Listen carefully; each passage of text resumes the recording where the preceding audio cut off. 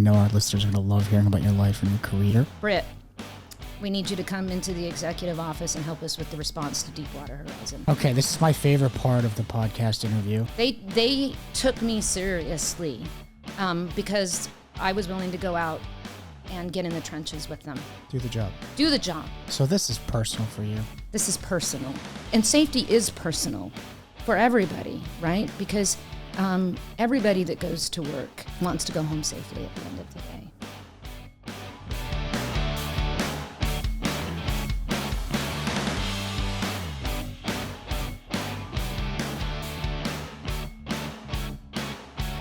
Britt, welcome to the Huntsman Knows How Podcast. Thank you. I'm excited to be here. It's great to have you by very high demand by many of our associates. So we're thrilled to have you here today, and I know our listeners will be thrilled to hear about your life. So who is Britt Benko? Who is Britt Benko? Gosh, that's a big question. Yeah, open-ended question, and give us a great long answer. Gosh, who is Britt Benko? Look, how would I define myself? I am a scientist. I'm a mother. I am a oil and gas brat, third generation, come from oil and gas. I'm the oldest of 6 kids. So my siblings would say that I was telling people what to do all the way back to the very beginning, right? Because you were keeping people safe back then? I was keeping people safe even back in the beginning, worrying about my siblings. So, you know, I'm all of those things and also just like everybody else, right? Who comes in every day, puts my pants on one leg at a time and I'm messy and make mistakes and, you know, all of that, all of the above. Where did you grow up? I grew up in the Rocky Mountains. I was born in Utah, but really spent most of my youth in Wyoming and Colorado. I was born into a large extended family, pioneer heritage, pioneer stock, and was surrounded by a lot of cousins and a big outdoors ranching family and oil and gas industry family in the Rocky Mountains, and spent a lot of time outdoors, right? Growing up with cousins and siblings out on the land. What was that like growing up in an oil and gas family? So I'm third generation oil and gas, and I thought it was fantastic growing up in an oil and gas family. So my grandfather, this is my mom's dad, actually, and I ended up finding this out later when I was going through some of his papers. He worked for Mountain Fuel, which people now know more commonly now as Questar, but it was Mountain Fuel at the time. And in Mountain Fuel, he was out riding horseback in Wyoming, inspecting pipelines, natural gas pipelines, to make sure they weren't leaking. So I can trace my environmental protection, my safety, orientation towards safety, all the way back to my grandpa riding on pipelines. And he and I were very close growing up, as I was with my dad. And my dad is in oil and gas industry, ultimately executive. But he started out being a roustabout, which is a very common word in the oil and gas industry. Is basically somebody that ran errands, lower than a contractor, and he worked his way up in the industry, working at drilling oil and gas wells and working at plants. And so I spent a lot of time with him and my grandpa out in the middle of those facilities and in those operations. You were growing up as a kid, and you were accompanying your dad to the facilities. Did you know then that like this was going to be your life? Absolutely not. I did not know it was going to be my life. Like my dad and I were always good buddies. So I'm the oldest child, and I would accompany him. It doesn't happen as much today, but I would accompany him to the plant. In fact, they even had like a basketball hoop set up, and he'd go in and be working, and I would be shooting hoops in the plant. And so it was very normal for me to be out in a facility, out in the middle of those operations. But I did not actually know that I would end up in the oil and gas industry or the petrochemical industry. I I didn't know what I would do. I thought maybe I would teach or something like that. I grew up at a time and in a place where there were no women in the oil and gas industry. So I might have been out there with my father, but I wasn't seeing any women in the operation. And in fact, even when I finally did go to work in the oil and gas industry, out in the field, there were still mostly no women out in the field. So it hadn't really crossed my mind. And now I'm the only one of the 6 kids in my family that actually basically followed my dad into the industry. And we're still good buddies. And he's still working. He's retired 3 times. And the last time I talked to him, he was just coming off of a drilling rig in the middle of Oklahoma. So it's in the blood. So I want to come back and talk about your career, particularly as a woman in the industry. But at what point did you decide that this was going to be the career for you? You said you studied science in college. Talk about the decision to go to college, where you went, and then the beginning of your career in the industry. Yeah. So I actually am the first generation to go to college in my family as well. So I was in high school in Durango, Colorado. It's very interesting. My dad ran the plant there. So he was kind of the big guy in the community when I was growing up for Amoco. And my first exposure in Durango to environmental issues was environmental protesters showing up at the plant. I will say they tended to be driving VW vans. I will also say that those vans did not have great running engines because there were a lot of emissions associated with those vans. But today they drive Teslas. That's right. But I remember, because my dad was the big man in the area for the company, they chained themselves to the gates and were there for many days and left actually quite a bit of trash around. I remember that. But I remember my dad going out in peace talks with the environmental NGOs. And at this time, I'm in high school.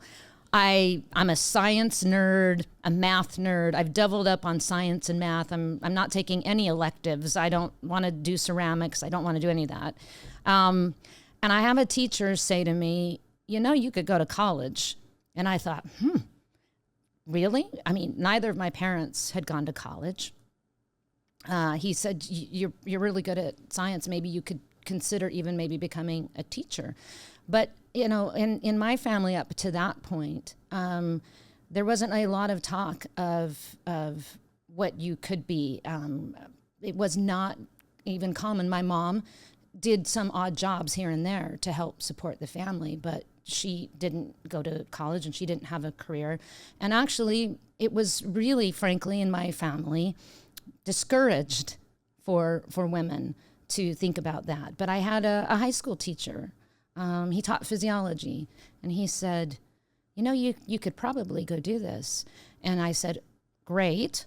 And so I decided to apply to college. And I decided to go back to Utah, where my parents were from. And I decided I really wanted to be close to my grandparents because I was very, very close to them personally. And I applied at several universities, and I was lucky enough to get accepted to Weber State University and get a full ride academic scholarship. So honestly, at that time, my parents didn't have a lot of funds. It was not that usual in the family for people to get a college degree. And my dad always said, you really need to do this because I'm held back at work because I don't have one. So there was that out there.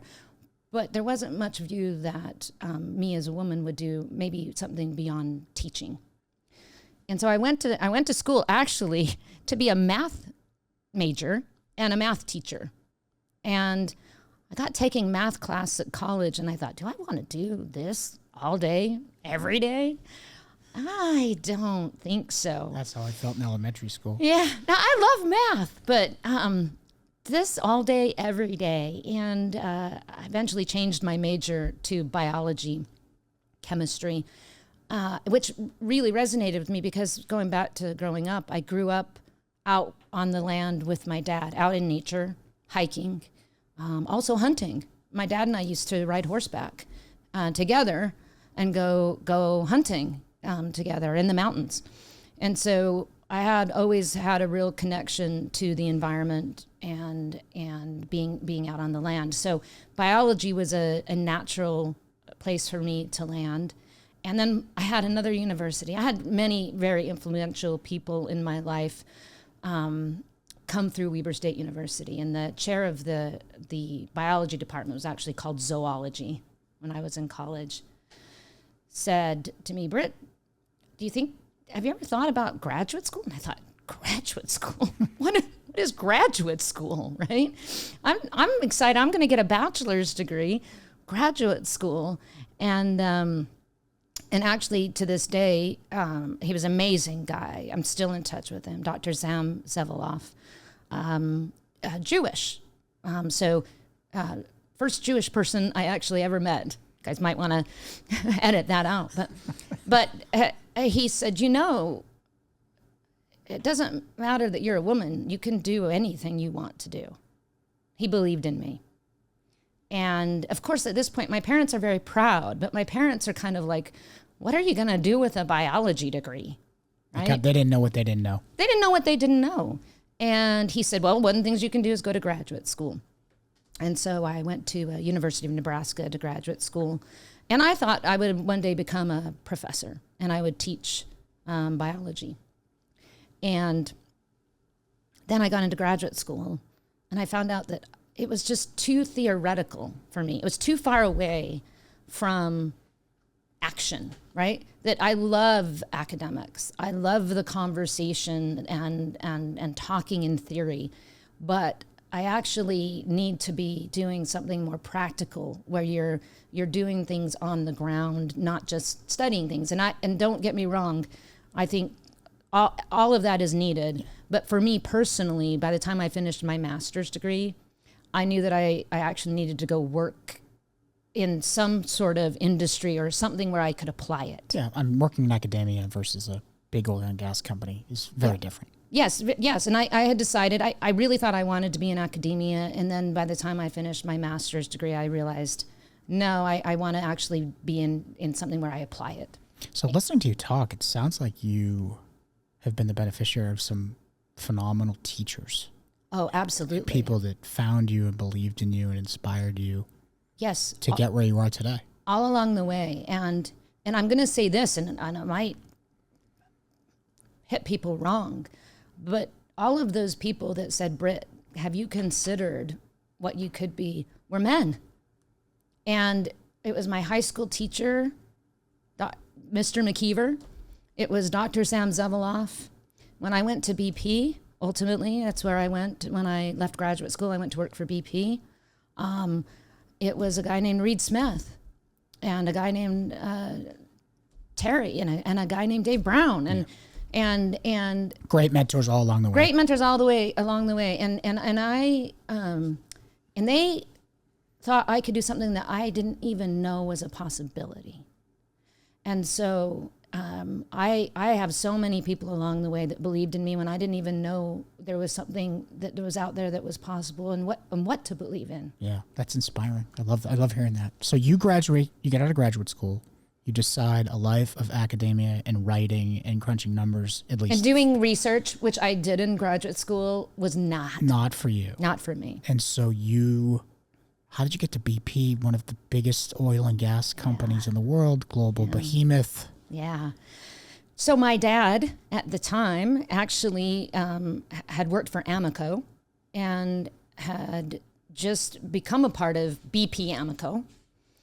And he said, we have these environmental people that work for us. And I was already aware of safety at the company and had some strong feelings about it, which you and I can discuss. We'll get into that. But he said, we have these environmental people that work for us. And I actually knew the environmental person that worked for my dad out in Durango very well, Dave Brown, who ended up being one of my mentors. And he said, because my dad is an operations guy. He's like, they're a pain, but we need them. They're really important. It's important that we run these operations in compliance with the law and we're good neighbors. And he's like, with a biology degree, a master's in biology, you might be, somebody could do that. So I applied and BP hired me.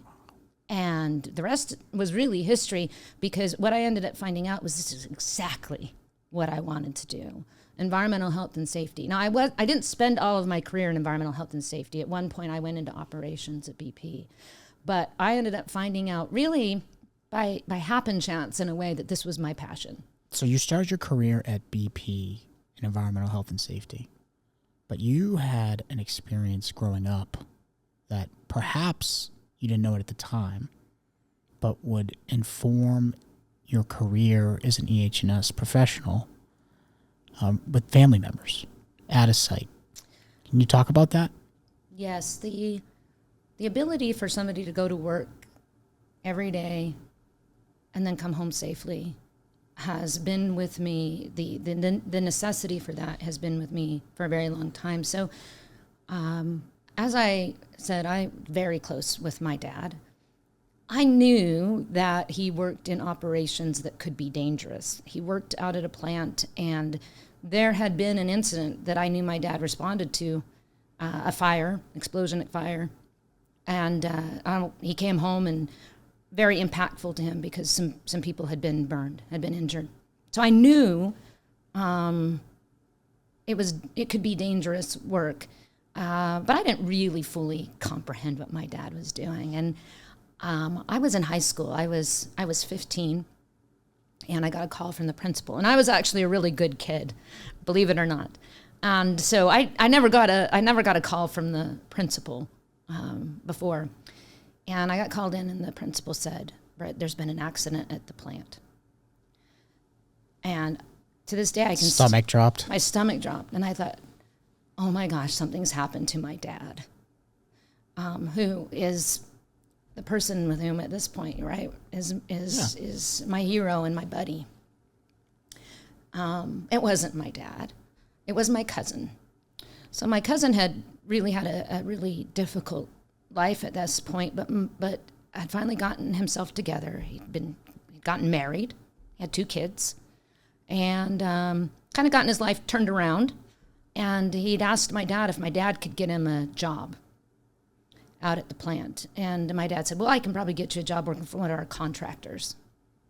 So my cousin went to work, doing work inside the plant, maintenance.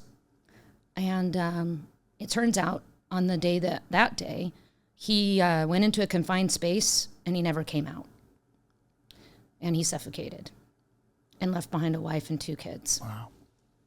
And I will never forget a moment of terror at the idea it was my dad, but also the sadness in relation to my cousin still to this day, because not just going to his funeral, not just seeing the impact immediately on my aunt and uncle and on his wife and kids, but watching how that's impacted them the rest of their life. And that has stayed with me. Something I don't know if I've ever told you, very interesting, is the person that was the safety manager at the time, who I didn't really know, probably had met, but ended up working for me when I was the vice president of HSE at Chesapeake. Wow. And it had still impacted him. Up to the day he retired at the end of his career working for me at Chesapeake. And he said to me, the last day he retired, he said, "It's been a great honor and pleasure, and I'm still so sorry about what happened." So this is personal for you. This is personal.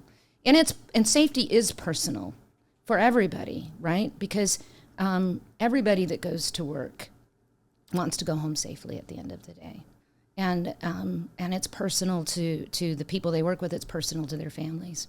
And it's personal to Peter Huntsman. Peter wants everybody to come in to work, to enjoy work, to contribute, and to go home safely at the end of the day. And so safety is personal to me.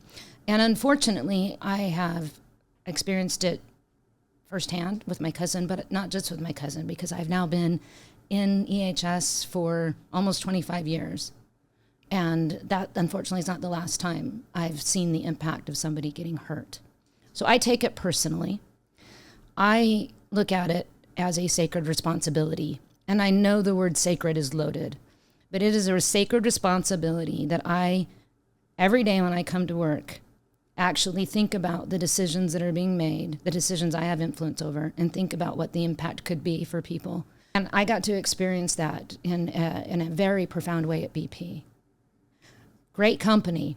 And I know even some people listening today will go, was it really though? And I'm here to tell you, I've worked now for 4 companies. It was a great company. You started at BP.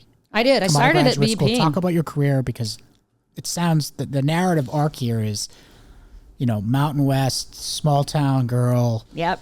Figures out she doesn't want to be a teacher or professor, and she ends up at one of the biggest companies in the world. That's a pretty big thing in the way I look at it. And take us. You show up at the front door at BP. Where did you start? Where did you go? What did you learn? How did your world get changed? Gosh, I probably should point out too that I got married in college. Oh, small detail. Small detail, which was very common, right? I got married at 19. That was really very much part of the culture.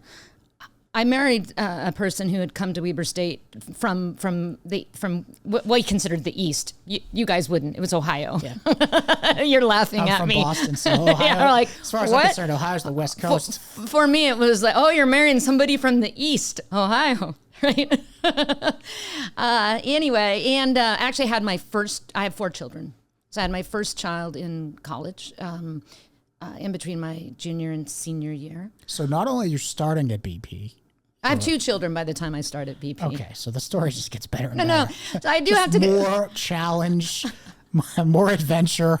A lot of adventures. I had my daughter in college, my second child. I have 4 children. My second child in graduate school. And so when I went to work for BP in 2000 in Houston, I started in Houston. I had 2 kids already. So you moved? Yeah, moved from Nebraska to Texas. My first time living in Texas, in Houston, in Katy. It's a big move. And this was right after the BP Amoco merger. In fact, this was when they were still calling it BP Amoco. And all of the people, most of the people in this office were Amoco heritage, right? Americans. And so I started reading environmental regulations, trying to help the business understand some new regulations that were coming along, wetlands regulations, right? And what I realized for my part really quickly was that I needed to understand the operations better before I could really help them apply these regulations correctly. Yeah. So at the time, all the new people out of school coming into BP, some people were heading off to the big corporate office in London. And I made a decision that what I really needed to do was go out to the field and go out into the plants and really understand the operations on the ground. And that was as an EH&S professional? Yes, I was at that time. I was an environmental. I was doing wetlands kind of work. In fact, it was very uncommon at the time for women to be in oil and gas operations. It wasn't unheard of, but it was uncommon.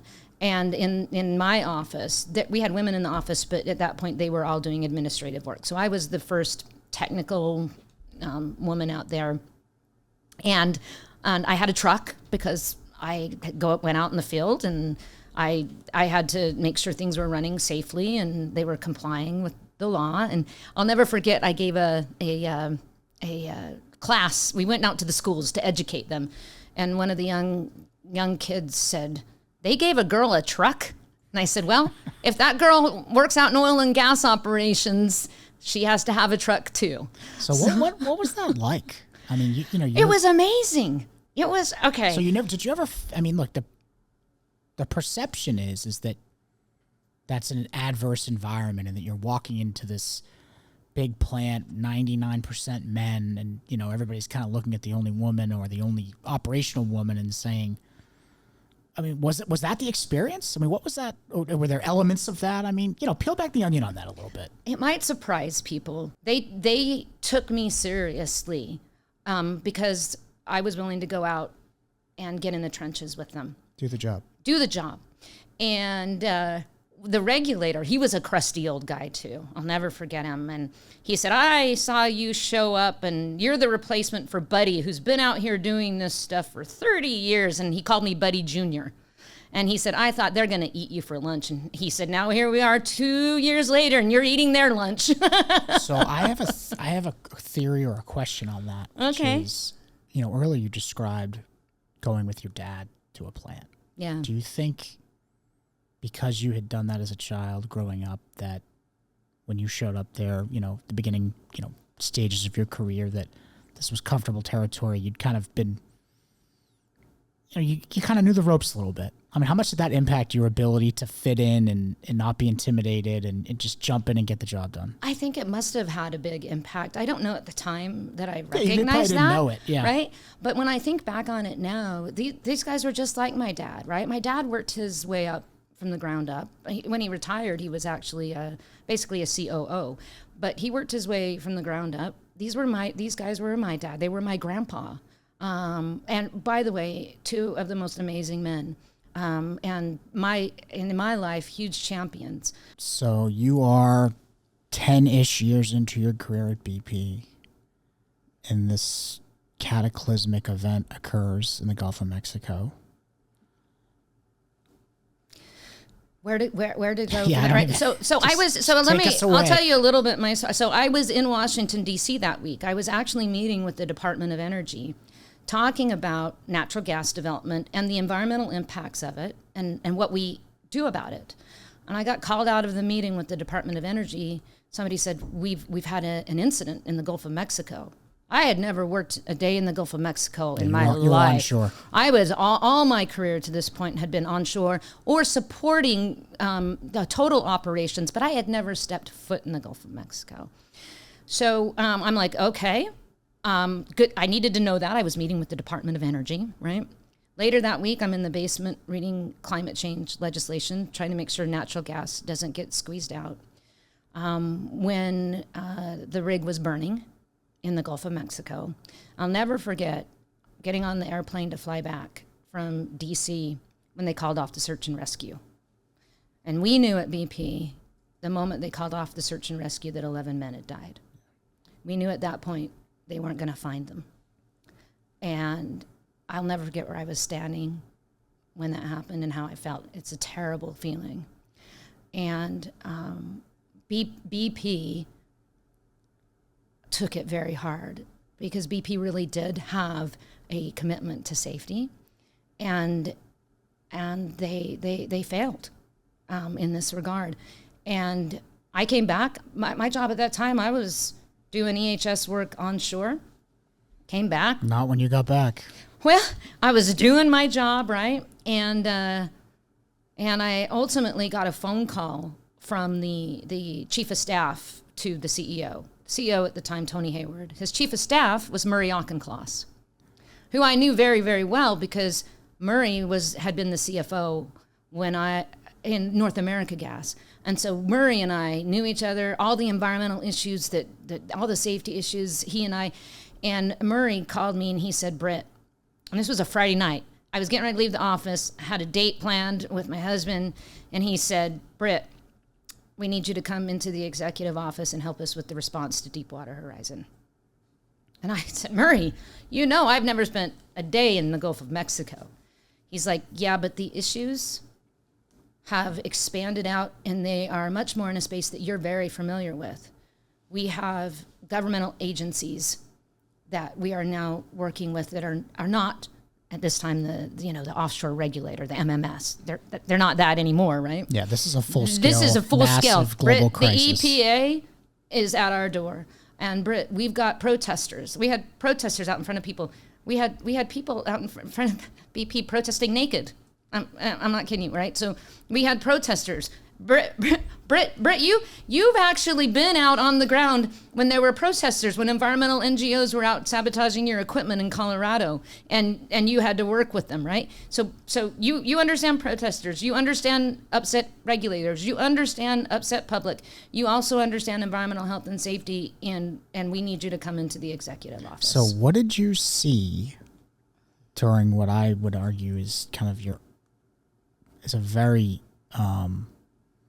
there are crises, and then there are crises. And that is DEFCON 5. Nobody can prepare for anything like that. I mean, I remember being in Washington working on Capitol Hill, and after a couple days, the oil's still spewing, starting to wash up on shore. This becomes a political issue, a media issue. The President of the United States is personally managing this. I don't care how big the company is. I don't care how many people you have. I don't care how much money you have. Nobody is prepared for a crisis like that. So I'm curious, what did you see in people at that time? And I don't want you to name anybody, but when you come under pressure like that, not you specifically, but other people and organizations. It's a crucible, and you see the best and worst. You see the best and worst, and you also get surprised by who can stand up to that kind of pressure, and keep going through it and show some resilience, and who can't. And I don't want to get into too many details about why I ultimately got called up, and it's an operating theater, and you are called like a deployment. I got called up because they needed some more EHS support, and so you got to see some people were able to withstand the pressure, and even very, very high executives couldn't. In fact, I'll never forget a conversation I was in. I was very junior in the company, really. I mean, at this point, I was like a senior manager, but I was a senior manager. I was, right? Now, it's a big company, so that doesn't necessarily mean the same thing, but I was relatively junior, and I had somebody who was a C-suite person, like one level down from the C-suite. He was over all of drilling and completions for a hemisphere. Right? That's a big BP is 100,000 people, right? That's a big job. He's a band level. We called him C. I'm a grade level G, right? And the alphabet is the right. And he and I are in the office responding to this incident, and he's responding to it on the drilling and completion side, and I'm over here on the HS side. And he said, I'm not paid enough, nor am I qualified to be doing this. And I looked at him and I said, really? I am several grade levels down the rung is the from top you. of the pay grade. You are the top of the pay grade. By the way, great guy. Again, not to name names, but how I can't describe it. I probably won't ever be able to describe it. But I was there when the company we were, and I was in the executive office, and Tony Hayward and I. The EHS person has to tell people things they don't want to hear. You have to bring hard truths. I have to bring some hard news, like the oil has hit shore. And anyway, Tony ultimately left the company. If maybe he'd stayed on, maybe I wouldn't have been there after the incident. I had to deliver some hard messages.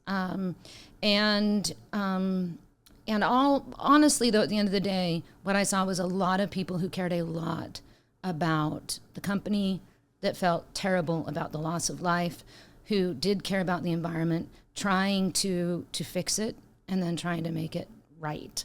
And a lot of people, nobody that went into Deepwater Horizon response came out of it untouched by it, scarred in some ways. It's unlike anything you will ever experience in your life, and not everybody rose to the occasion, but if you had been there, you could see why. Maybe not in some instances. My kids call it the lost summer, because I got deployed, and then they didn't see me for. I mean, I came home. I don't remember, but we were working 18-hour days or whatever. But they didn't see me. And they didn't see me for months because it was just full on. Ultimately ended up, of course, in the DOJ, pursuing criminal charges against BP.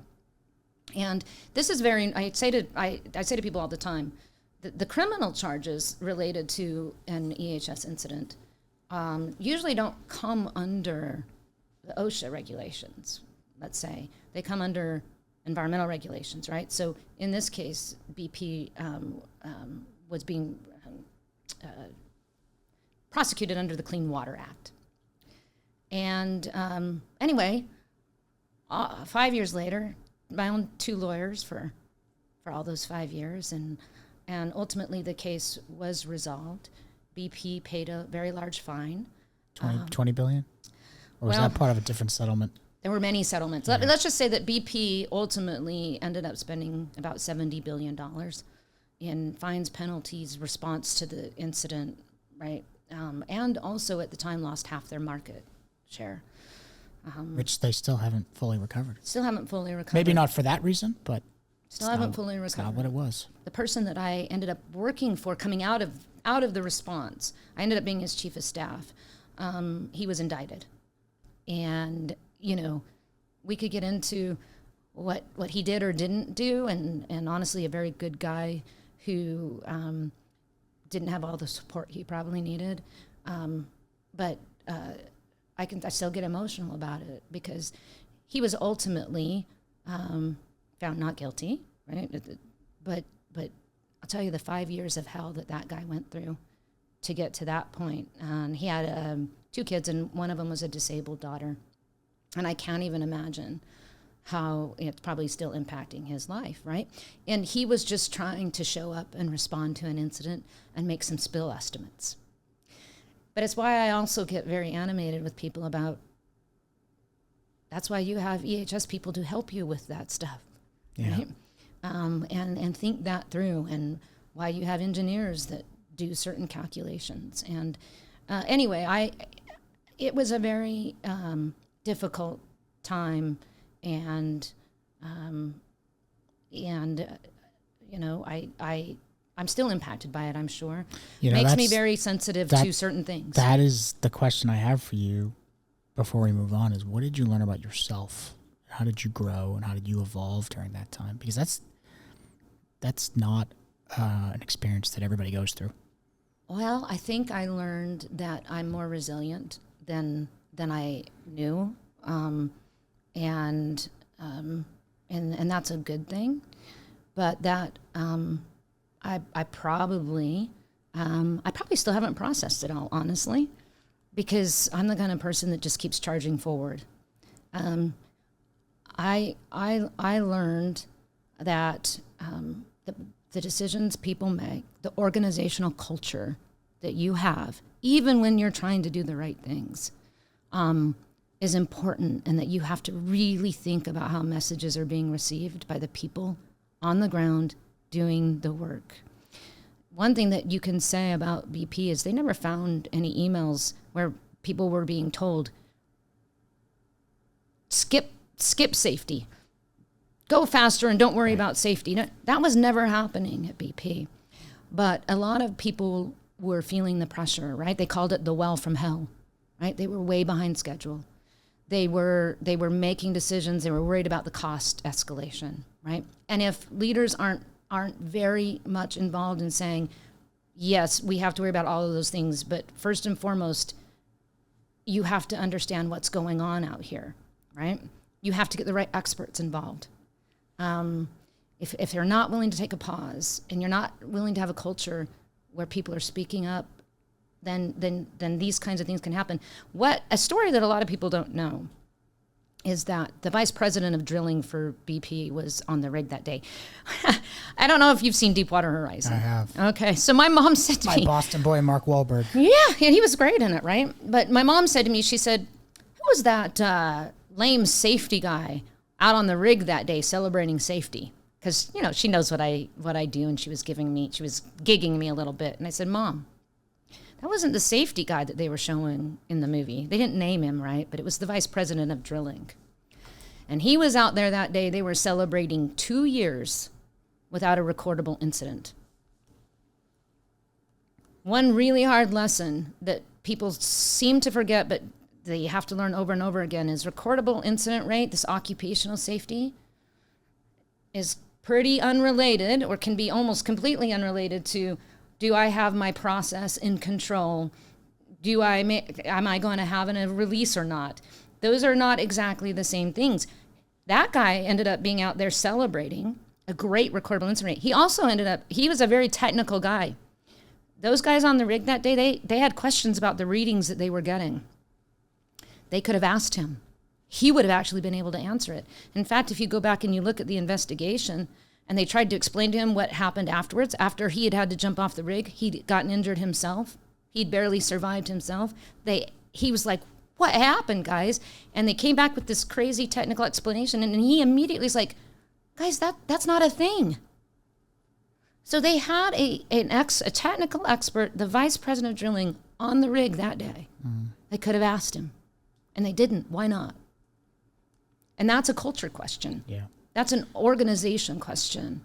So I think what have I learned, or what sticks with me a lot as it relates to work is, what is the organizational culture you're creating so that people can raise issues up and get them addressed?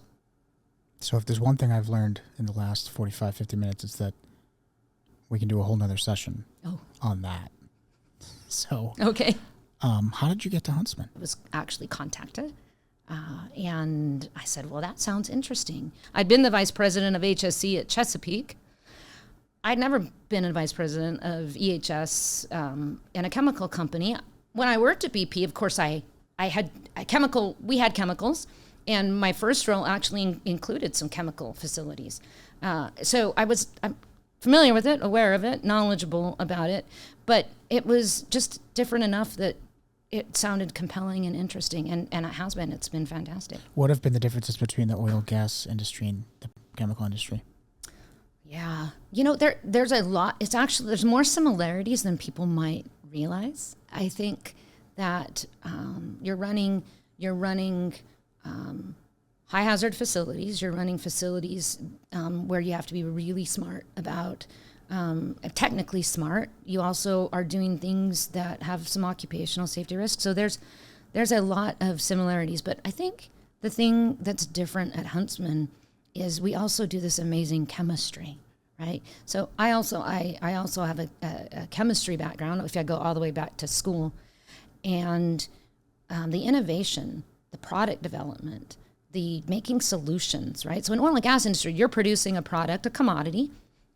No shame in that. In fact, I'm still a pretty proud, oil and gas person, and you're doing it every day and trying to figure out how to do it safely and do it better.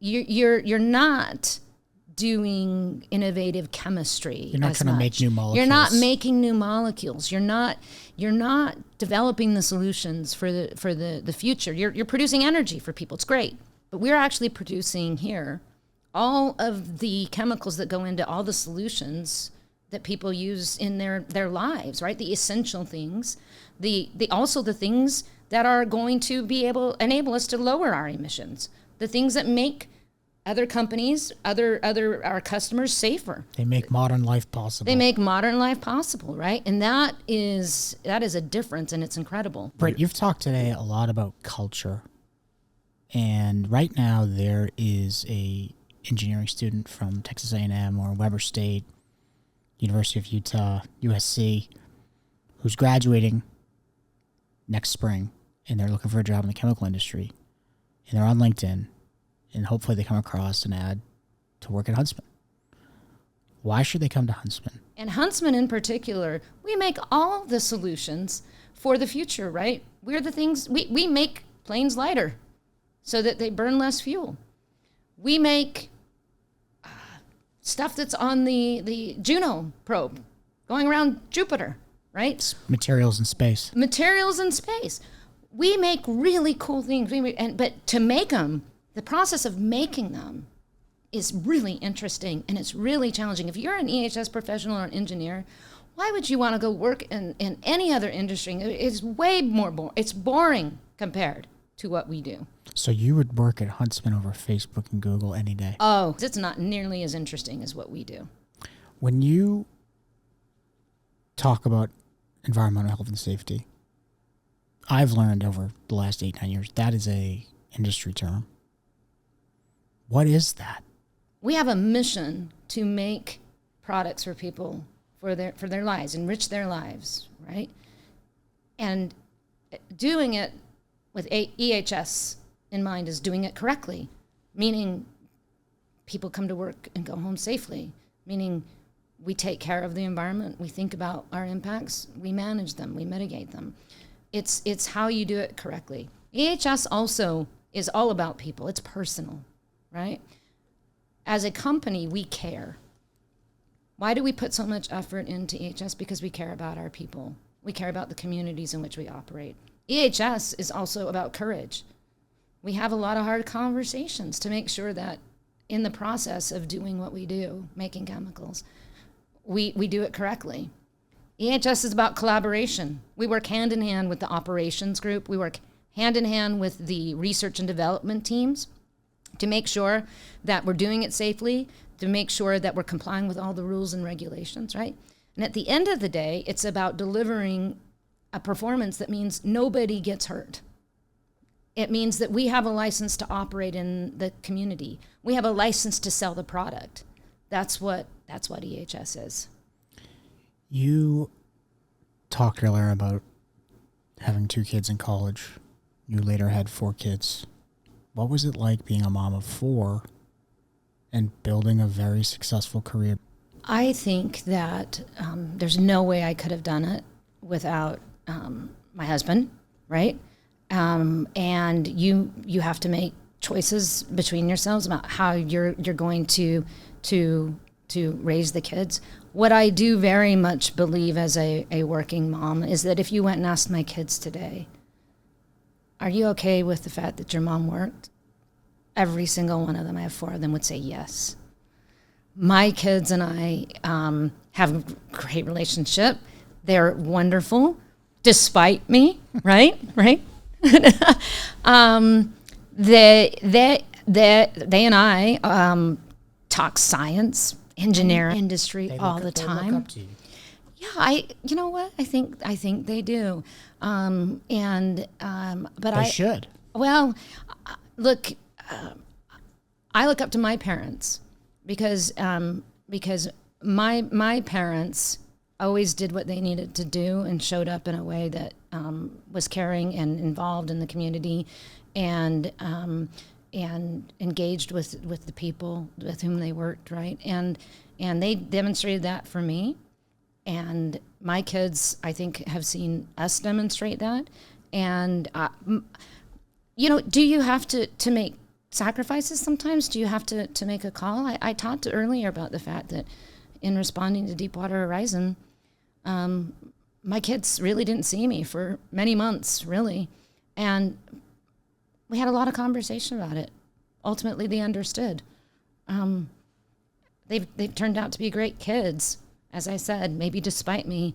But I think everybody has to sort that out for themselves in their own situation. Yeah, and ultimately, husband, wife, man, woman, we all have to make those sacrifices, and you ultimately you get forced to make them. You can't. I don't believe you can have it all, no matter who you are, and life's going to force you to make decisions, and people weigh them along the way.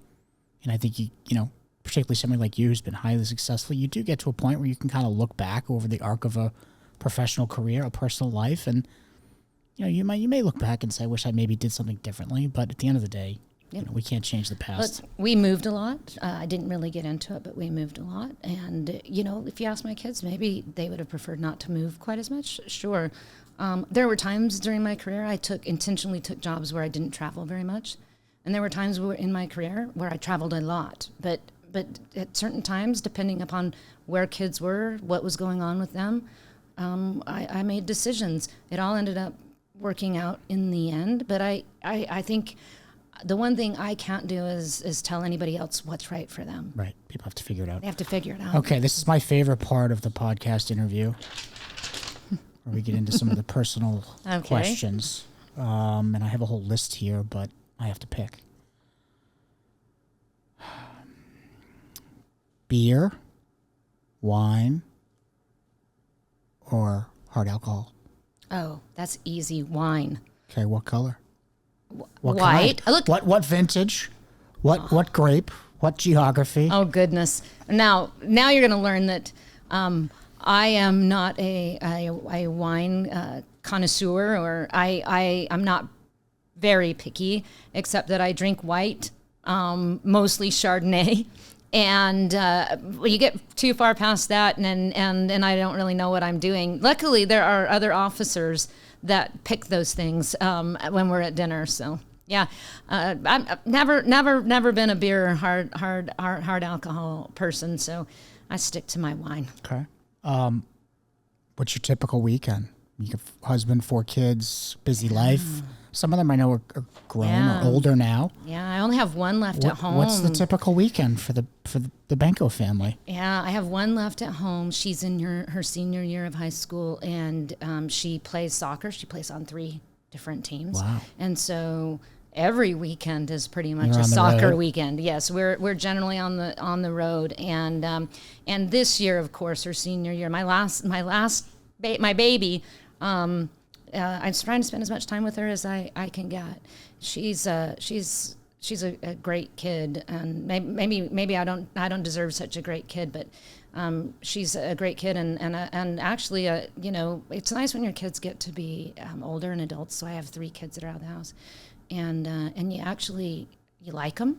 You did something right if you liked your kids, right? When they finally grow up, and you have a kind of friendship with them. That they're thoughtful, they're smart, and she's an old soul, so she's kind of already like that. So I spent a lot of time with her. I am a believer that the children are the only legacy you leave behind. Yeah, mine are 10 years-ish younger than yours, and they're starting to come into their own personality-wise. And the thought of them leaving right now for me at 12, 9, and 10 is scary. Makes me want to cry. Have you thought about that 4th child leaving the house and being empty nest? How do you look at that coming down the turnpike? I have thought about it, and I honestly, for a very long time, I thought, it's going to be okay. Look, I got married at 19. I had my first child at 21. And the oldest is 6 kids. I've been momming. That's all you've known. I've been momming a long time, and I thought, gosh, there's a lot of things that I might do in my free time once all the kids are grown up and everything. And then this year, when she went back to school on the first day of school, it hit me, and it hit me really hard. I bet. It's going to be a lot harder for me than I thought it was going to be.